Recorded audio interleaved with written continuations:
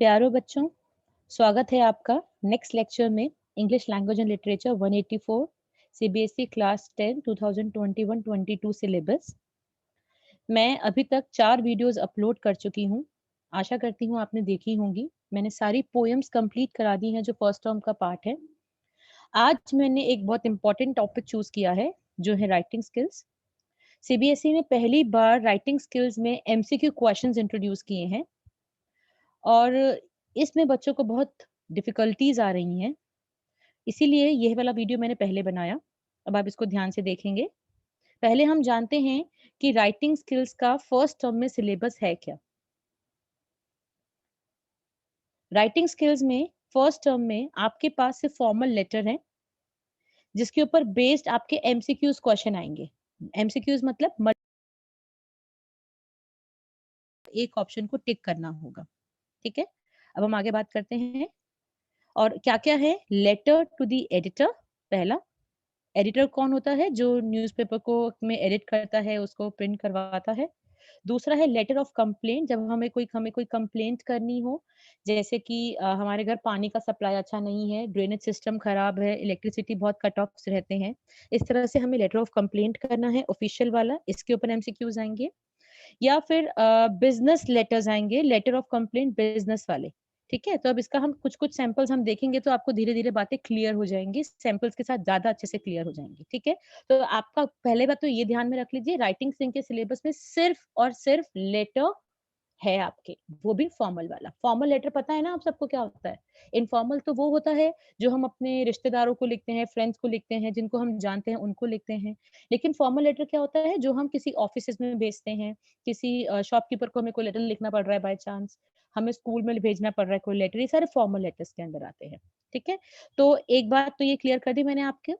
Second बात ये है कि राइटिंग स्किल्स का आपके एग्ज़ाम में सिर्फ एक ही क्वेश्चन आएगा। ठीक है? जिसमें से 6 क्वेश्चन्स होंगे, जिसमें से आपको कोई भी 5 करने होंगे।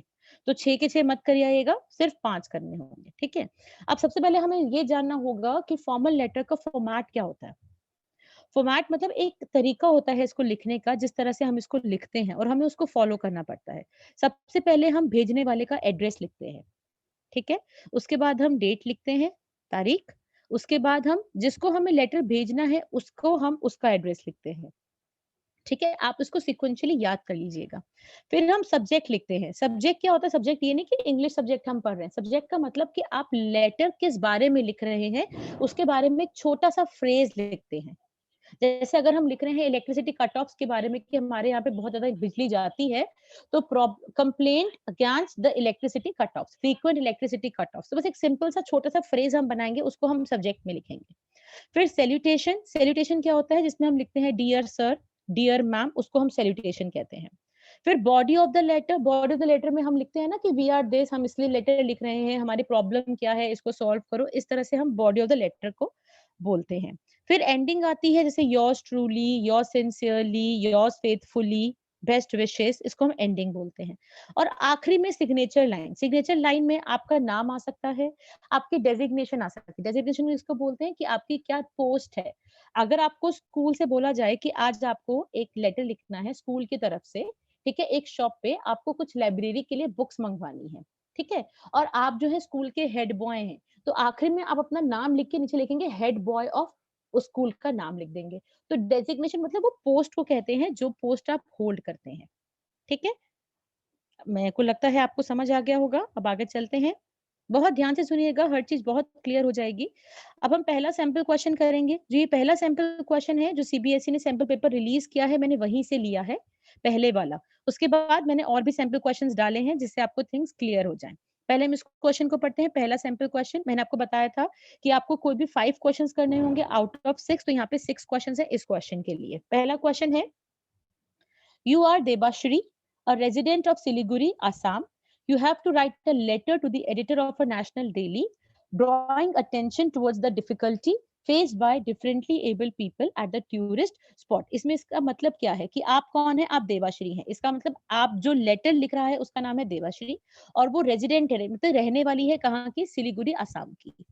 अब आपको किसको लेटर लिखना है ये बात आपको पता होनी चाहिए, ये भेजने वाला है, ये रिसीव करने वाला है, कि आपको एडिटर को भेजना है, जो न्यूज़ पेपर का एडिटर है। अब न्यूज़पेपर का नाम हमें गिवन नहीं है।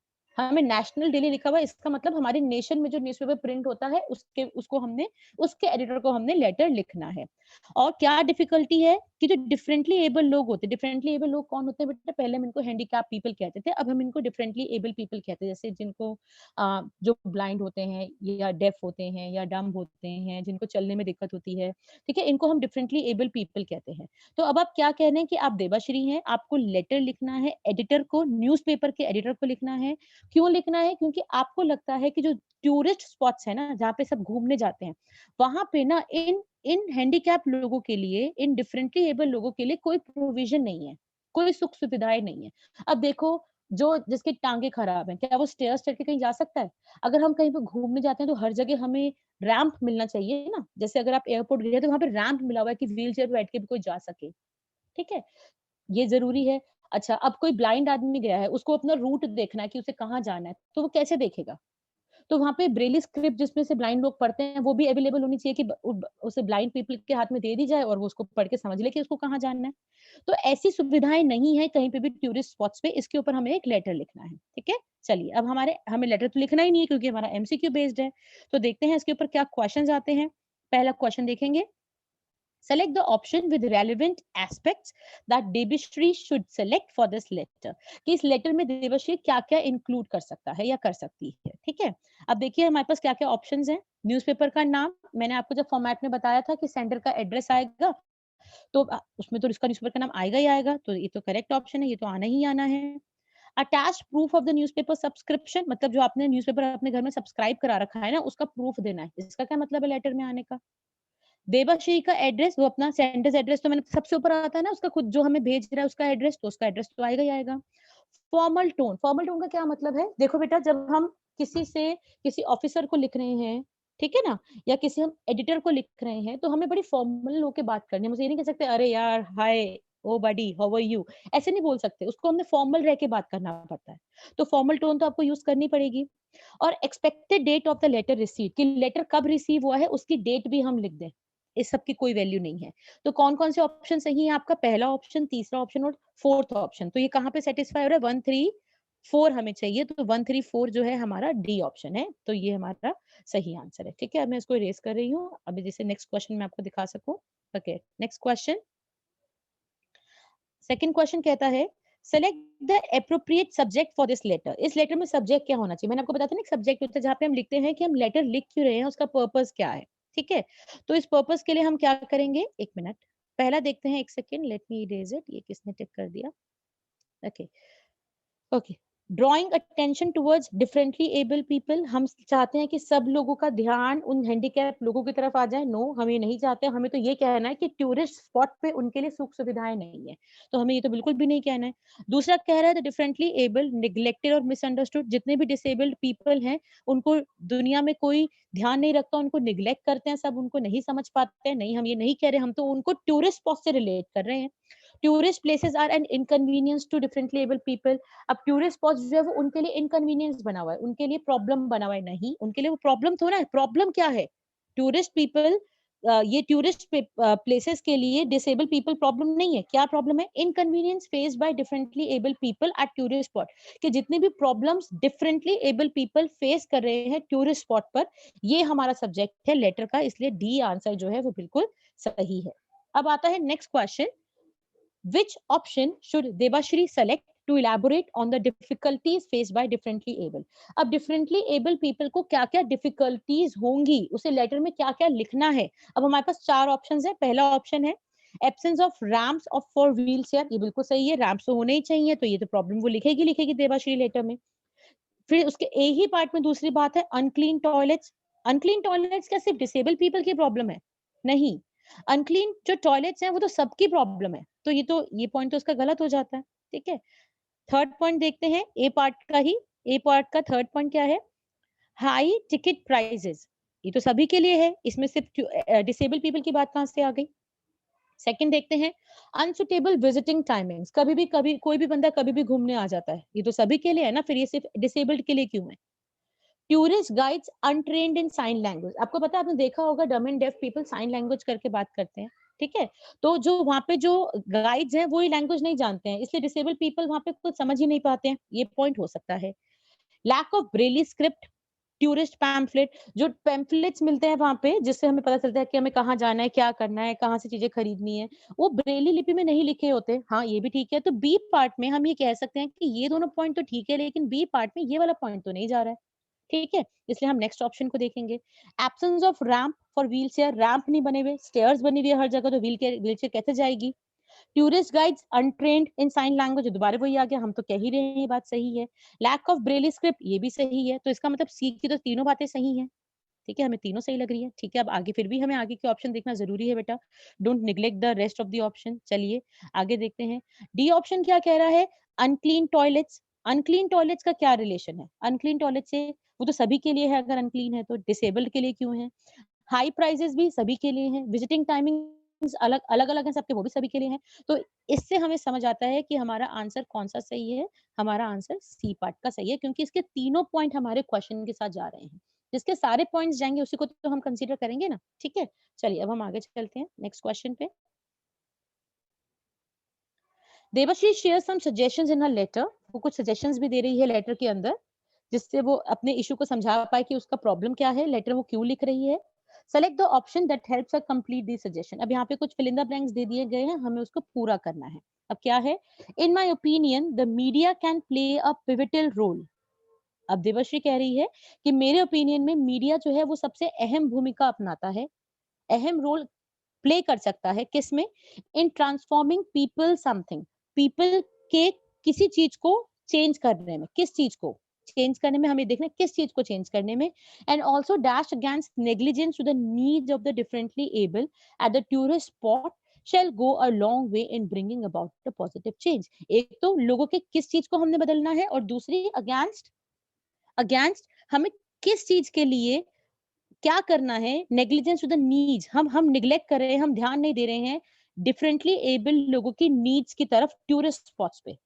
तो उसके लिए हमें क्या, उसको उसके लिए हमें पॉजिटिव चेंज लाना है, तो हमें क्या करना है? अब हम फर्स्ट पॉइंट पढ़ते हैं।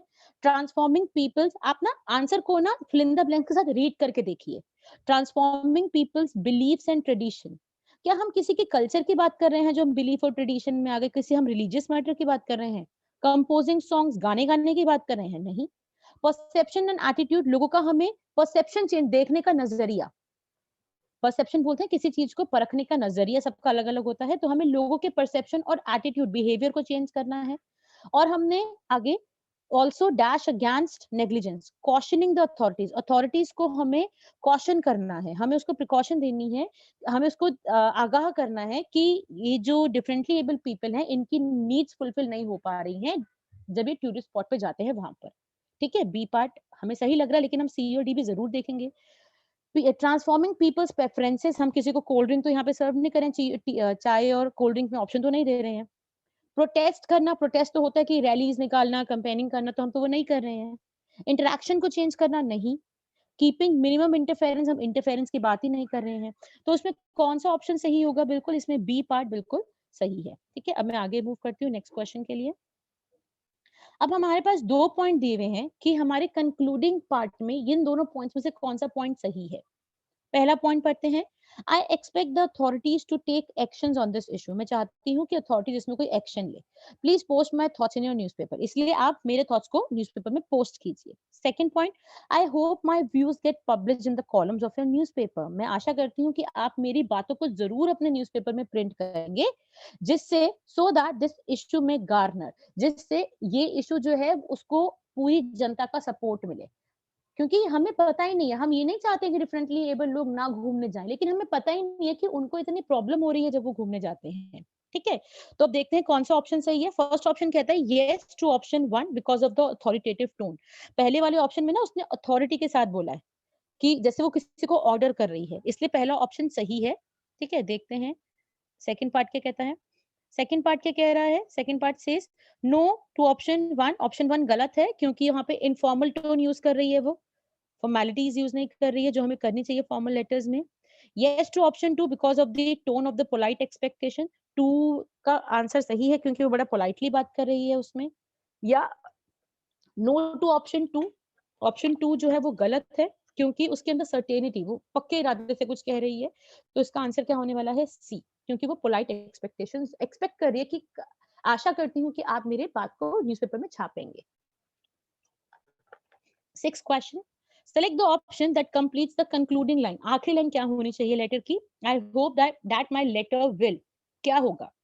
मैं आशा करती हूँ कि मेरा लेटर क्या करेगा? पहला option, help set awareness about the issue, इस इश्यू के बारे में अवेयरनेस, लोगों को जागरूक करेगा।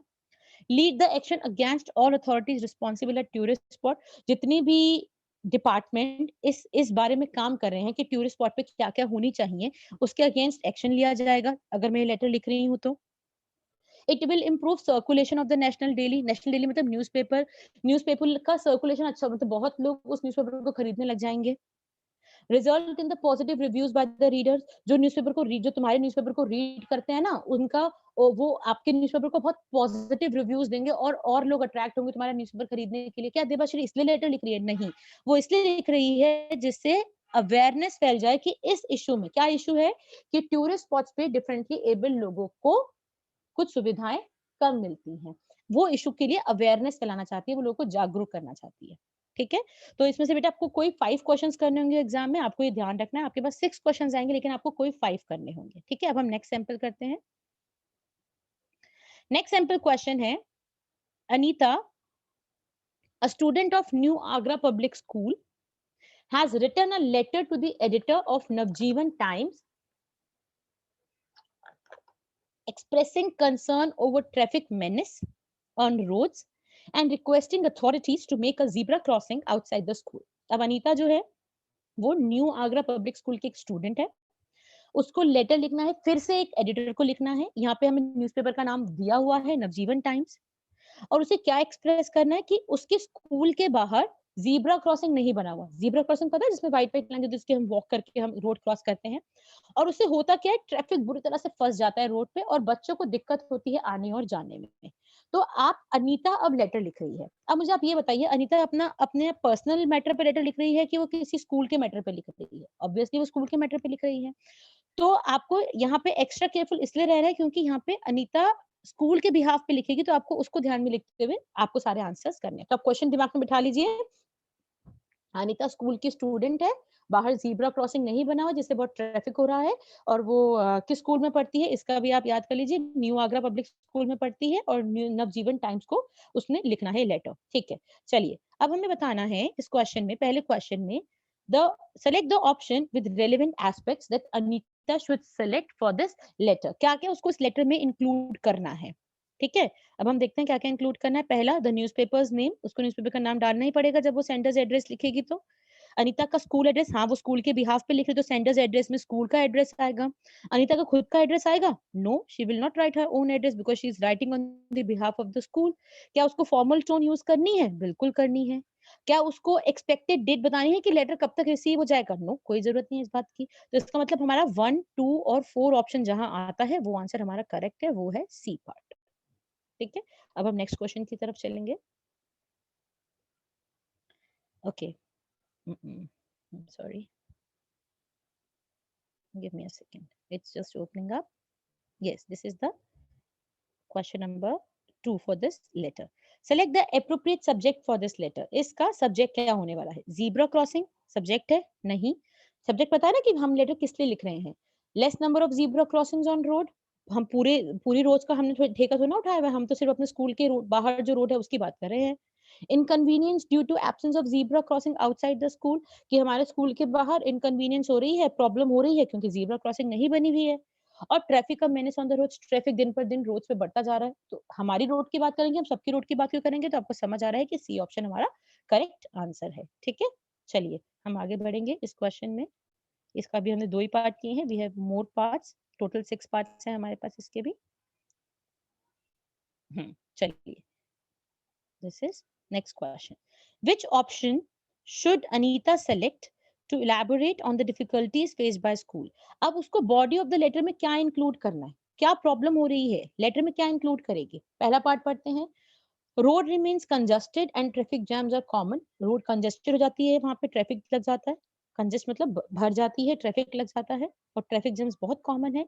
It has become dangerous for students, students के लिए डेंजरस बन चुका है। हमें दोनों पॉइंट सही लग रहे हैं, लेकिन हम सारे पॉइंट्स पढ़ेंगे। Road remains congested and traffic jams are very common है। हाँ, हम एग्री करते हैं, ये ठीक है। Students below the age of 18 have taken to driving. अगर कोई अंडर एज बच्चा ड्राइविंग कर रहा है, तो उसका हमारे लेटर से तो कोई रिलेशन नहीं है ना, ये पॉइंट उसमें जा ही नहीं रहा।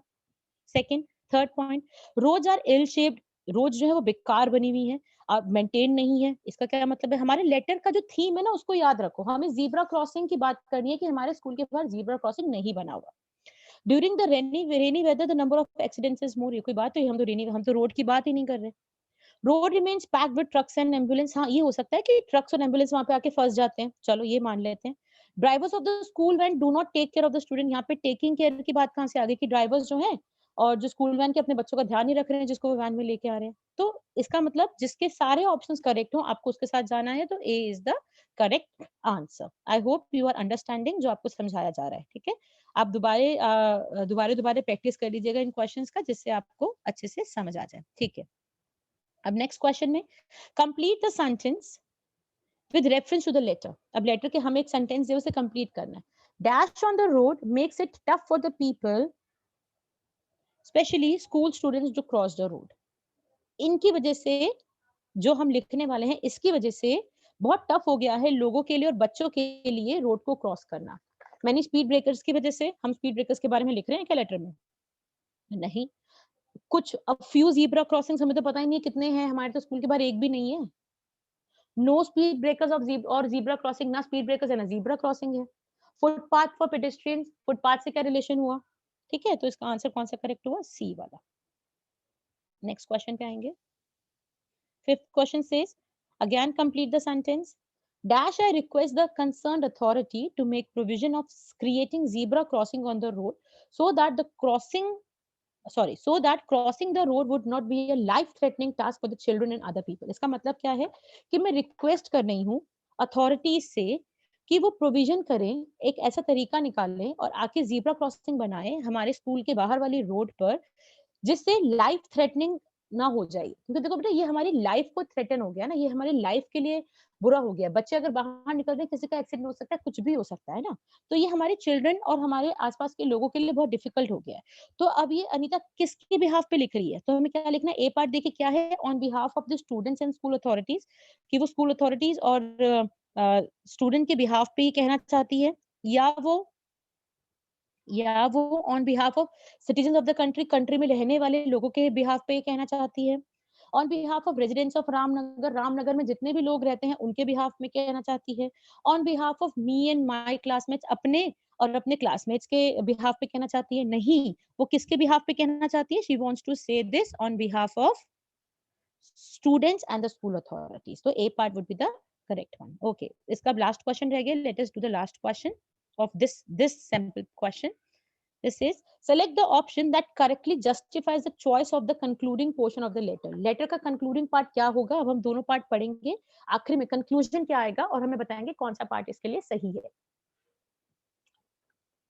पहला ऑप्शन है, kindly provide a little space to this issue in your next newspaper. हम आपसे चाहते हैं कि हम नवजीवन जो न्यूज़पेपर है उसके एडिटर से हम रिक्वेस्ट कर रहे हैं कि अपने एसटी मतलब अपने इतने जो कामयाब न्यूज़पेपर में हमें थोड़ा-सा जगह दे दीजिए, हमारी बात को थोड़ा-सा लिख दीजिए, जिससे ये हमारे प्रॉब्लम सॉल्व हो जाए, जो स्पीड ब्रेक ये ज़ीब्रा क्रॉसिंग वाली प्रॉब्लम है। या हम उससे ये कहना चाहते हैं, direct the concern department to resolve the issue, कि हम आपसे कह रहे हैं एडिटर जी आप जाइए और समझा के आइए जिन जो ये सड़कों पे काम करते हैं कि भैया ये ज़ीब्रा क्रॉसिंग हमारे यहाँ पे आके बना जाए। देखो बेटा, एडिटर ऐसा काम नहीं करेगा, वो क्या करेगा, बस आपकी बात को न्यूज़पेपर में प्रिंट करेगा, जिससे आपका जो इश्यू है वो मासेस के बीच में आ जाए, ज्यादा लोगों को पता चल जाए कि ये प्रॉब्लम्स हो रही हैं। आपको पता है न्यूज़पेपर जो है वो मास मीडिया का एक सोर्स है, ठीक है। चलिए अब हम देखते हैं। अब हमें समझ आ गया कि फर्स्ट ऑप्शन सही है। अब हमें ABCD में से करेक्ट ऑप्शन ढूंढना है। No to option 1 because of the authoritative tone, हम ऑप्शन 1 को नो कह रहे हैं। Yes to option 1 because of the formal tone, ठीक है। Yes to option 2 because of the tone of polite expectation, polite expect तो हम कर ही नहीं रहे उसके अंदर। No to option 2 because of the certainty in the tone, तो हमने पहले ही बता दिया कि बी हमारा जो है फर्स्ट पार्ट सही है, तो इसके लिए हमारा यस टू ऑप्शन बनेगा। बहुत ध्यान से देखिएगा, कभी कंफ्यूज हो जाए आप लोग, ठीक है। चलिए, कई बार ऐसा होता है हम समझ तो जाते हैं कि ये आंसर सही है, लेकिन हम टिक करते हुए ये भूल जाते हैं कि हम कर क्या रहे हैं, तो उसका बहुत ज़्यादा ध्यान रखना, ठीक है? चलिए, अब हम नेक्स्ट सैंपल पेपर देखेंगे, नेक्स्ट सैंपल क्वेश्चन देखेंगे। अब ये आ गया है business letter, letter of complaint business वाला। कैसे? Write a letter to Oxford Publishing House, London, complaining that the books sent by them were not those you had ordered for. Ask for a replacement. You are Varun Joshi, the owner of a bookstore, sector 20 Chandigarh. अब हुआ क्या है, आपने books खरीदी थी London के एक publishing house से जिसका नाम था ऑक्सफोर्ड पब्लिशिंग हाउस। अब आपको देखो, मैंने आपसे सबसे पहले ये बात बोली थी कि आपको ये पता होना चाहिए कि सेंडर कौन है लेटर में, रिसीवर कौन है लेटर में, जिससे आप ये आगे के क्वेश्चंस को सॉल्व कर पाए। ठीक है, तो सबसे पहले इसको समझना बहुत इंपॉर्टेंट है। ठीक है, दोबारा से देखते हैं। तो यहाँ पे सेंडर कौन है? आप कौन है? आप है वरुण जोशी, जो कि ओनर है एक बुक स्टोर के चंडीगढ़ में। आपने कुछ बुक्स ऑर्डर करी थी ऑक्सफोर्ड पब्लिशिंग हाउस से, जो कि है लंदन में। अब हुआ क्या है, जब आपके पास वो बुक्स पहुंची हैं, तो वो बुक्स वो नहीं है जो आपने ऑर्डर की थी, इसलिए आप चाहते हैं कि उनको रिप्लेस कर दिया जाए। You want the replacement. ठीक है, तो कैसे होने वाला ये? चलिए पहला क्वेश्चन देखते हैं। क्वेश्चन को दिमाग में बिठा लीजिए, तभी आप क्वेश्चंस को कर पाएंगे। मैं बार बार एक बात बोल रही हूँ। चलिए, select the option with relevant aspects for this letter. तो क्या ऑप्शन होगा, क्या आएगा इसके अंदर, लेटर के अंदर क्या क्या चीजें इंक्लूड करनी है हमें, ये हमसे ये क्वेश्चन पूछा गया है। The purpose of writing should be loud and clear, कि आप किस लिए लेटर लिख रहे हैं ये सबको बड़ी क्लियरली आपके लेटर में दिखना चाहिए। ठीक है, दूसरी बात कि आप इसमें ह्यूमरस कमेंट्स ऐड कर सकते हैं, लोगों को हंसाने वाली बातें इस लेटर में लिख सकते हैं। भाई हंसाएंगे क्यों, जोकर थोड़ा है। Third point, do not deviate from the topic and write to the point. अपने टॉपिक से डेविएट मतलब हटिए मत, जो आपको लिखना है वही लिखिए, फालतू की बातें मत लिखिए इधर उधर की। ठीक है, और ये नहीं है कि मेरे घर में वेदर, हमारे आसपास वेदर बहुत अच्छा हो रहा है, मेरा घर इतना बड़ा है, कुछ फालतू की बात नहीं लिखनी है। टू द पॉइंट आंसर लिखना है और राइट टू द पॉइंट लिखना है, बिल्कुल सही है। Include date and specification about the item, जो आइटम आपने खरीदी थी, जो आपने बुक्स खरीदी थी, किस दिन खरीदी थी और क्या-क्या आपके पास उसके जो डॉक्यूमेंट्स हैं उसके बारे में आपको लिखना पड़ेगा लेटर में। तो इसके हिसाब से हमारा 1, 3 एंड 4 ऑप्शन करेक्ट है, तो हमारा डी ऑप्शन इस बेसिस पे करेक्ट हो गया। ठीक है? चलिए, अब हम नेक्स्ट क्वेश्चन पे चलेंगे। क्वेश्चन दिमाग में है ना आपका? आप वरुण हैं, आपने बुक्स खरीदी हैं, आपके पास गलत बुक्स पहुँच गई हैं, उसके बारे में हमें एक ऑक्सफोर्ड पब्लिशिंग हाउस से आपने बुक्स खरीदी हैं। तो अब देखते हैं नेक्स्ट 2 क्वेश्चंस। ठीक है। Select the appropriate subject for this letter. इस लेटर का सब्जेक्ट क्या होगा? Complaint regarding receipt of wrong set of books, कि आप कंप्लेंट कर रहे हैं कि मुझे रॉन्ग बुक्स भेज दी गई हैं। सही लग रहा है। Complaint regarding wrong order, wrong order ये आपने प्लेस कर दिया था। नहीं, वो तो ये नहीं बोल रहा है कि मैंने रॉन्ग ऑर्डर पेस्ट किया था। Delivery of wrong books intentionally, intentionally मतलब जानबूझ के आपने गलत किताबें भेजी हैं मुझे, आप इस सब्जेक्ट में लिख रहे हैं। आपको लगता है कोई जानबूझ के भेजता है? नहीं। Delivery of books at the wrong address, तुमने रॉन्ग एड्रेस पे भेज दिए। रॉन्ग एड्रेस की तो बात ही नहीं हुई है, तो A part is the correct one, कि जो हमें रॉन्ग सेट ऑफ बुक्स हमें मिली है। ठीक है, अब आते हैं नेक्स्ट क्वेश्चन पे। नेक्स्ट क्वेश्चन पे, which option should Varun refer to for the body of the letter. Letter में क्या क्या वो लिखेगा। ठीक है, अब हमें चार, मैंने आपको पहले बताया कि ए ऑप्शन के जितने भी पॉइंट है सब आपके आंसर के साथ जाने चाहिए, तभी आप उसको टिक करेंगे। पहला पार्ट, आई एम डिसहार्टेंड, मेरे को बहुत दुख है, मेरे को बहुत दर्द फील हो रहा है। I will take the matter to police, और इस मैटर को मैं पुलिस में लेके जाऊंगा कि आपने मेरे को गलत ऑर्डर भेजा। ठीक है, अब ये थोड़ा सा रफ लैंग्वेज लग रही है ना, आगे चलते हैं। This is the wrong way to deal with your customer, ये बहुत गलत तरीका है कस्टमर से डील करने का। चलो समहाउ मान लेते हैं, ठीक है। I will never order anything from your store any more, आगे से मैं कुछ भी ऑर्डर नहीं करूंगा। ये भी थोड़ा सा रफ लग रहा है, rough tone. I am highly disappointed, मुझे थोड़ा डिसअपॉइंटमेंट फील हो रही है, मुझे लग रहा है कि आपसे गलती हो गई है। Replace the wrong book set with the one originally order, please आप मेरी बुक्स को जो मैंने ऑर्डर किया था उससे रिप्लेस कर दो। ये दोनों पॉइंट सही लग रहे हैं, आगे देखते हैं। I have made a complaint at the police station, मैंने पुलिस स्टेशन में तुम्हारी कंप्लेंट कर दी है। रिटर्न बैक माय मनी, मेरा पैसा लौटा दो, तो ये भी गलत है। तो हमारा कौन सा ऑप्शन सही है? हमारा सी ऑप्शन इसमें सही बैठ रहा है। ठीक है, अब इसको हम इरेज करते हैं, हम आगे चलते हैं। ठीक है, नेक्स्ट नेक्स्ट क्वेश्चन, ये हमने 3 क्वेश्चन कर लिए हैं इस सिंपल क्वेश्चन के, अब नेक्स्ट पे चलते हैं। Yes, what should be enclose with the letter. अब आप पूछेंगे कि ये एनक्लोज क्या होता है? एनक्लोज क्या होता है बेटा, जब हम साथ में ना कुछ कुछ डॉक्यूमेंट्स ऐड करके भेजते हैं प्रूफ करने के लिए कि जो हम कह रहे हैं वो सही कह रहे हैं। ठीक है, अब आप इसमें क्या क्या भेजेंगे? अब आपको सबसे पहले क्या भेजना चाहिए, आप खुद ही सोचो कि जो आपने ऑर्डर के टाइम पे आपको रिसीट मिली होगी, या आपके आपके पास कुछ आपने कुछ लिस्ट दी होगी, आपको उन्होंने दिखाया होगा कि हाँ, हाँ, जैसे आप बिल लेते हैं कि ये बुक्स मैंने ऑर्डर करी है, इतने-इतने रुपए की हैं और उसके नीचे डेट लिखा होता है, साइन होता है, ठीक है? तो आपको वो सब इसके साथ उसका फोटोकॉपी लगा के आपको लेटर के साथ भेजना होगा। पहला कॉपी ऑफ आइडेंटिटी कार्ड की क्या ज़रूरत है भाई इस लेटर में? Copy of complaint made at the police station में अगर आपने कंप्लेंट कर भी दी है, तो उसका फ़ायदा क्या है? एड्रेस प्रूफ आप अपने घर का एड्रेस का प्रूफ क्यों भेजना है? उन्होंने सही एड्रेस पे भेजा है, उन्होंने तो रॉन्ग बुक्स भेज दी हैं। Copies of transaction, document and the receipt and the हाँ, जो भी आपने डॉक्यूमेंटेशन किया था जब आपने ये बुक खरीदी थी, जो भी आपके पास रिसीट थी उसकी आप कॉपी आप उसको सेंड करें, तो D part is the correct one. Last question, ये second last I feel, please let me know as soon as possible dash I look forward to dash within the next 10 days. वो कह रहा है इस sentence को आपको complete करना है, आपके पास 2 ब्लैंक्स हैं। मैंने आपको पहले ही बोला है कि ब्लैंक के साथ ऑप्शन को फिट करके देखिए, इससे आपका आंसर अपने आप ही समझ आ जाएगा और जो हमसे क्वेश्चन पूछा गया उसके अकॉर्डिंग तो आपको जाना ही है। Please let me know as soon as possible. आप शॉपकीपर वाले को लिख रहे हैं, पब्लिशिंग हाउस को लिख रहे हैं कि मुझे बताओ as soon as possible where are you. भैया वेयर आर यू वो तो अपनी शॉप पे है या कहीं लंदन में ही है, ये तो बेकार की बात है, तो ए ऑप्शन तो ये बिल्कुल गलत है। ठीक है, आप ना उसको हटाते चलिए जो आपको गलत लग रहा है, ठीक है? फिर आपके पास जो आखिरी में बचेगा उस पे आप सोच लीजिए। Please let me know as soon as possible what action you propose to take, कि तुम क्या एक्शन लेने वाले हो। And I look forward to hearing from you, और मैं सुनना चाहता हूँ कि I look forward to hearing from within the next 10 days. Next 10 days में मुझे कुछ ना कुछ रिप्लाई भेज देना कि आप क्या करने वाले हो। ठीक है, थोड़ा सही लग रहा है, आप सी भी देख लेते हैं। Please let me know as soon as possible where is your store, कि तुम्हारा स्टोर कहाँ है। जब तुम्हें यही नहीं पता उसका स्टोर कहाँ है, तुमने बुक्स कैसे खरीदी? ये बिल्कुल गलत है। Please let me know as soon as possible why did you do this, तुमने क्यों किया? I look forward to getting a reply within next 10 days. देखो इसका बी पार्ट तो हम कह सकते हैं ठीक है, लेकिन इसका फर्स्ट पार्ट गलत है।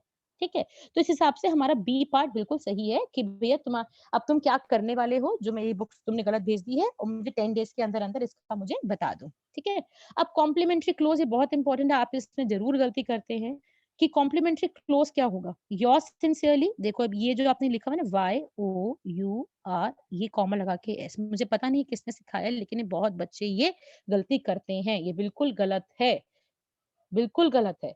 This is totally wrong. आपको कैसे लिखना होता है योर्स? आपको योर्स लिखना होता है इस तरह से YOURS, कहीं कॉमे की जरूरत ही नहीं है। इस हिसाब से पहला क्वेश्चन गलत। योर भी नहीं होता है, कभी आप योर लिखा है वो भी गलत। योर फिर इसने योर लिखा ये भी गलत, तो हमारा आंसर कौन सा सही है? Yours sincerely. तो D part is the correct one. ठीक है, I hope you have understood. चलिए अब हम नेक्स्ट क्वेश्चन पे चलते हैं।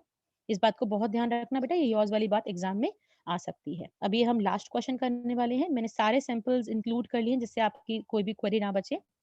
अब मैंने आपको सबसे पहला काम क्या है, आपको क्वेश्चन को बहुत अच्छे से समझ लेना है, फिर उसको क्वेश्चन करने के लिए जाना है। ठीक है, you are Raghav slash Renu Sharma, आप या तो राघव है या रेणु है।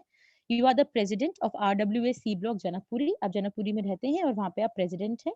ठीक है, उसके बाद the main park in your locality which was once a model park lies in the state of utter neglect, आपके एरिया में आपके लोकेलिटी में एक पार्क है जो बहुत अच्छा एक मॉडल पार्क हुआ करता था, लेकिन अब उसको सब निग्लेक्ट कर रहे हैं।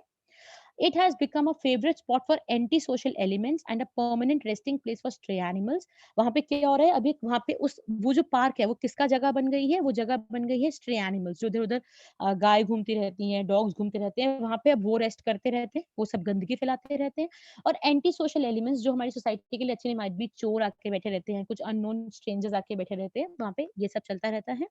अब आपको किसको लिखना है? आपको एडिटर को नहीं लिखना है। Write a letter to municipal commissioner को लिखना है, requesting him to instruct the horticulture department to take prompt action and restore the park to its original condition. अब आपको लेटर लिखना है म्युनिसिपल कमिश्नर को और आपको रिक्वेस्ट करनी है कि प्लीज कि वो हॉर्टिकल्चर डिपार्टमेंट को बोल दें कि आके हमारे पार्क को वापस रिस्टोर कर दे, वापस पहले जैसा अच्छा सा बना दे, ये सारी जो गंदगी यहाँ फैली हुई है वो हट जाए और यहाँ पे ग्रीनरी हो जाए और यहाँ पे जो भी चीजें हैं वो वापस हो जाए। ठीक है, अब आप कौन कौन है? राघव और रेणु है। चलो पहले आते हैं, आपको फॉर्मेट याद होना चाहिए कि आपके फॉर्मेट में क्या-क्या इंक्लूड होती हैं चीज़ें, नहीं तो आपको उससे दिक्कत हो जाएगी, ठीक है? क्योंकि आपसे ये पूछ लिया जा सकता है कि लेटर में क्या-क्या आएगा, ठीक है? चलिए देखते हैं। First is the letter should contain sender's address, हाँ, होता है सेंडर्स एड्रेस, रिसीवर्स एड्रेस बिल्कुल होता है, डेट बिल्कुल लिखनी पड़ती है, अगर आपने शुरू में फॉर्मेट को ढंग से समझा था तो आपको ये पता होगा। सैल्यूटेशन मतलब डियर सर, रिस्पेक्टेड मैम लिखना पड़ता है आपको। कॉम्प्लीमेंट्री क्लोज ये भी लिखना पड़ता है कि योर्स सिंसियरली, योर्स फेथफुली, ये भी तो हमने किया था लास्ट क्वेश्चन में, ठीक है। तो इसमें ऑल बिल्कुल सही आंसर है, ठीक है। तो this is the correct one, क्योंकि यहाँ पे पांचों के पांचों चीजें जो है हमें चाहिए अपने लेटर में। अब एक और इम्पोर्टेंट क्वेश्चन कि हमें डेट कैसे लिखनी होती है, the appropriate way to write date. अभी देखिए, अब इसमें क्या क्या गलत है मैं वो बता रही हूँ। हम ऐसे इंग्लिश के राइटिंग स्किल्स में डेट नहीं लिखते, डेट गलत नहीं है, लेकिन हमको इस तरह से नहीं लिखना होता, ना ही ऐसे लिखना होता है, ना ही अक्टूबर का ओसीटी लिखना होता है। पूरे मंथ का पूरा कंप्लीट नाम लिखिए, ऐसे बिल्कुल मत कीजिए, ठीक है। इससे आपका आंसर जो है वो गलत हो जाएगा। फिर मैं बता देती हूँ एक बार, लेट मी इरेज इट, ठीक है। अब मैं आपको बता देती हूँ कि विच ऑप्शंस आर करेक्ट। अब आपका फर्स्ट ऑप्शन सही है बिल्कुल, और फिफ्थ ऑप्शन सही है। शॉर्ट फॉर्म किसी मंथ की नहीं लिखनी है, पूरा का पूरा लिखना है, ठीक है। तो इस हिसाब से फर्स्ट और फिफ्थ जहाँ पे आ रहा है वो आपका सही होगा, तो इसका मतलब ए पार्ट आपका करेक्ट आंसर है, ठीक है। I am moving to the next question. आपका नेक्स्ट क्वेश्चन क्या कहता है देख लेते हैं। Next question is select the appropriate subject for the letter. देखो सब्जेक्ट का क्वेश्चन, देखो ज्यादा चांसेस हैं कि सब्जेक्ट को पूछ ही लेंगे, ठीक है। तो पूछते हैं anti social elements in the locality, कि आपकी लोकेलिटी में एंटी सोशल एलिमेंट्स घूम रहे हैं। हम तो पार्क की बात कर रहे थे। Stray animals are creating trouble, stray animals जो गली में भटक रहे हैं वो आपके लिए ट्रबल क्रिएट कर रहे हैं। हम तो पार्क की बात कर रहे थे। No dustbin in the park, parks में डस्टबिन नहीं है। हम सिर्फ डस्टबिन की बात तो नहीं कर रहे ना बेटा, हम तो बहुत बड़े मैटर की बात कर रहे हैं कि पार्क ही पूरा गंदा हुआ है, ठीक है। या हमारा सब्जेक्ट क्या ये वाला होगा जो डी पार्ट है हमारे पास। D part says poor condition of the central park in C block Janakpuri. Obviously समझ आ रहा है कि हम अपने पार्क की पुअर कंडीशन के बारे में बात कर रहे हैं, ठीक है। अब हम नेक्स्ट क्वेश्चन पे चलते हैं। व्हाट ऑप्शन शुड राघव और Renu select for the body of the letter. Question को दिमाग में रखा हुआ है। अब हमें बताना है कि वो किस बात को एलेबोरेट करने वाले हैं लेटर में। पहला option, there are no street light, street light की तो हम बात ही नहीं कर रहे। नंबर ऑफ एक्सीडेंट्स कैसे हो रहे हैं पार्क की वजह से, पार्क की बात है, इसमें दोनों ऑप्शन गलत है। There is no greenery left in the park, हाँ पार्क में हो सकता है ग्रीनरी नहीं बची है। It has become a favourite spot for anti social elements and a permanent resting place for stray animals. जो हमारा जो पार्क है वो किसका स्पॉट बन गया है, एंटी सोशल एलिमेंट्स का और स्ट्रे एनिमल्स का। हाँ ये बात तो हमारे थी लेटर में। Sweeper does not clean the park, इसका कोई मतलब नहीं है। चिल्ड्रन फाइट फॉर स्विंग्स, इसका कोई मतलब नहीं है कि बच्चे लड़ रहे हैं झूला झूलने के लिए, इससे हमारे लेटर से क्या रिलेशन है। Park is not locked at night, रात को लॉक नहीं होता, कौन सा पार्क लॉक होता है भाई। The benches are very small there, चलो ये हम फिर भी इंक्लूड कर सकते हैं, लेकिन इसके दोनों पॉइंट सही नहीं है। तो जो हमने समझा इसके अकॉर्डिंगली आप बताइए आंसर क्या होना चाहिए। हमारा आंसर होगा बी वाला, जिसके दोनों पॉइंट सही है। मैंने आपको कहा है कि सारे पॉइंट्स उसको सेटिस्फाई करने चाहिए।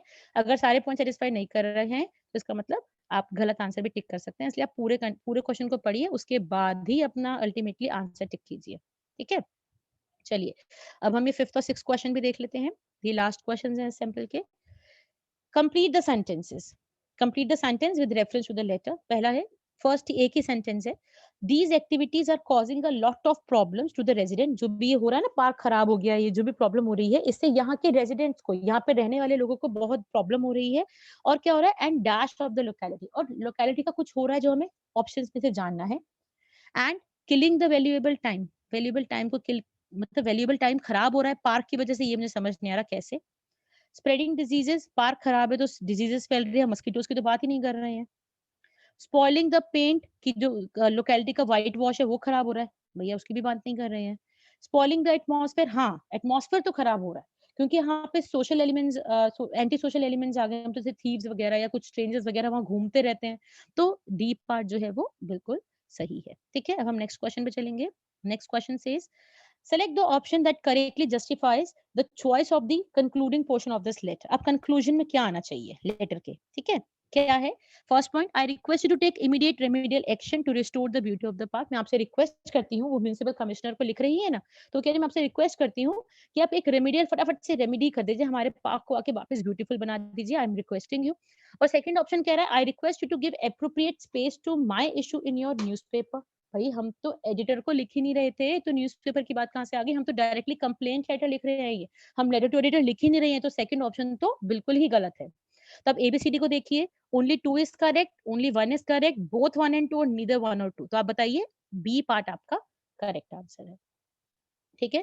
बेटा अपनी तरफ से मैंने सारे सैंपल्स जो है इंक्लूड कर दिए हैं जो भी आपके एग्जाम में आ सकते हैं। तो मोस्ट एप्रोप्रिएट आपका हमेशा यही रहता है कि क्या होगा, बॉडी में क्या आएगा और क्या-क्या लेटर में आपको इंक्लूड करना चाहिए, ठीक है? कंक्लूजन में क्या आना चाहिए, ठीक है? मैंने सारे आप दोबारा इनको अपने आप रिवाइज़ कीजिएगा, दोबारा देखिएगा, फिर भी अगर आपको कोई प्रॉब्लम आती है तो कमेंट बॉक्स में लिख के आप ज़रूर पूछिएगा, ठीक है? मैं पूरी कोशिश करूँगी आपकी जो भी प्रॉब्लम्स आती हैं उसको सॉल्व करने के लिए। Thank you for attending. आगे भी अटेंड करते रहिएगा, आगे भी मैं बहुत इंपॉर्टेंट वीडियोज़ अपलोड करने वाली हूँ। थैंक यू बच्चों, ध्यान रखो अपना।